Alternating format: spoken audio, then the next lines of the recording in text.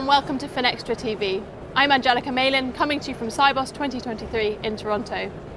Today we're talking about the evolution of sanctions screening, and I'm joined by Sophie Lagouanelle from LexisNexis Risk Solutions. Sophie, thank you so much for joining me today. Thank you, Angelica. The last 18 months have seen incredible surges in the sanction landscape. How has this impacted compliance teams?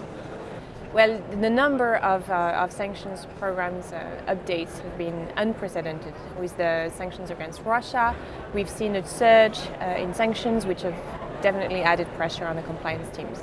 Just to give a few numbers, just in 2022, the number of net new sanction entities, targets against which you need to screen, have been multiplied by more than 10 compared to the year before. And we're looking at the US, UN, EU, UK lists alone.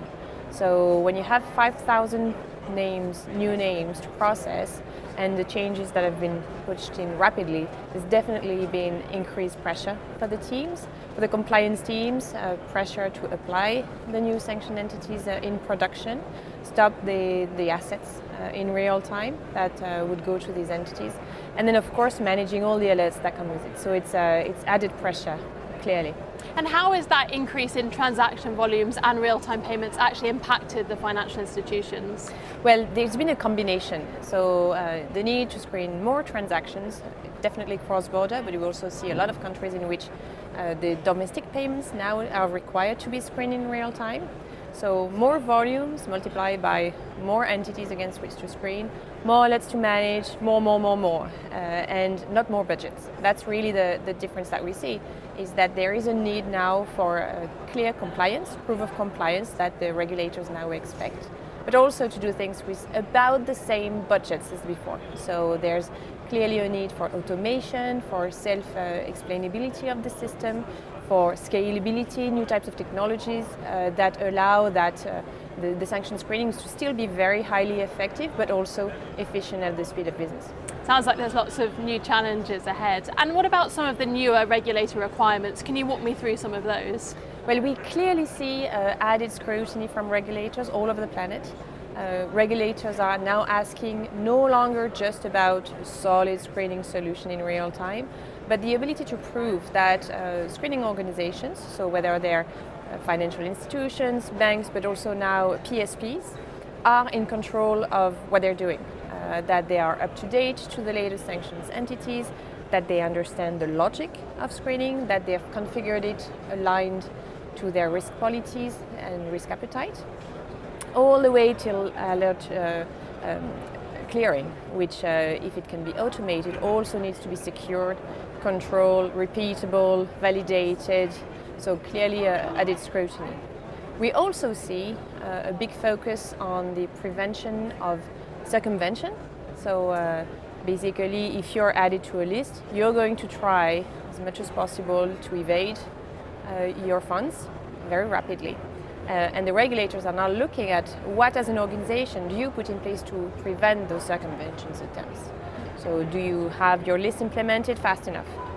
Do you actually rescreen transactions to make sure that newly added names on the list haven't tried to get their funds out faster? That's called asset flights.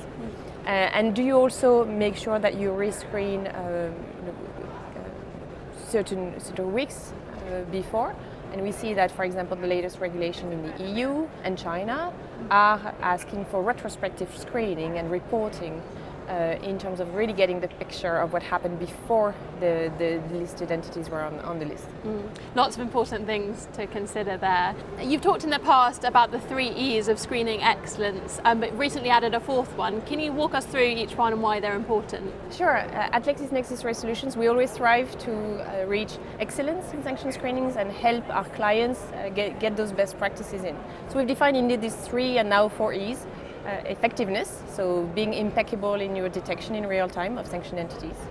Efficiency, do it at the speed of your business, doing it ways that are smart, that are cost efficient, that allow for your volumes to be processed and the throughput that you need. Explainability, the 3rd E, latest regulations demand you to be able to explain what you do, have really a transparent, tested model, and at every step to have the controls in place and being able to prove those controls. And the fourth E that we've just recently added in our logic is the ease of integration. Why? Because to be good, you now need to leverage the different pieces of technology. You need to be able to scale. You need to be able to go fast. We saw that in terms of implementing the latest watch list in place, but also cross-referencing between transaction screening, account screening, trade screening, to be able to really be good at freezing assets in real time and leveraging the latest technology. That actually includes being able to support your architecture on premises or really anywhere, being able to deploy it on a private cloud, on a public cloud, and being able to scale and use those resources smartly so that you can have more resources used when there's more traffic and lower than when there's lower traffic. So this is an important aspect of being really good. Fantastic. Well, thank you so much for talking with me today. Thank you very much.